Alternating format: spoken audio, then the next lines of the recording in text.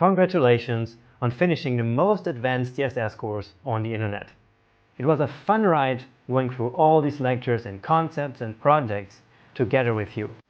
I hope it was real fun for you as well, that you're proud of the projects that you've coded during the lectures, and of course, that you come out of the course with a lot more knowledge and tools in your CSS toolbox than you had before you started.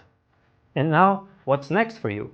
Well, I'm going to tell you what I tell every single one of my students, which is that you have to practice, practice, practice, if you want to become better and better at CSS and web development in general, of course.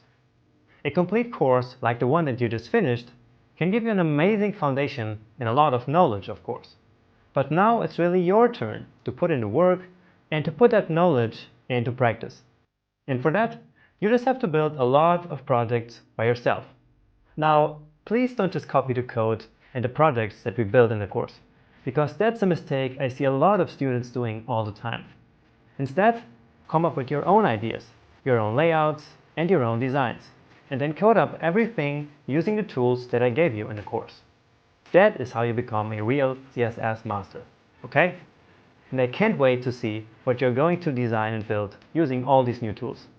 And definitely make sure to share your work here in the Q&A section on Udemy.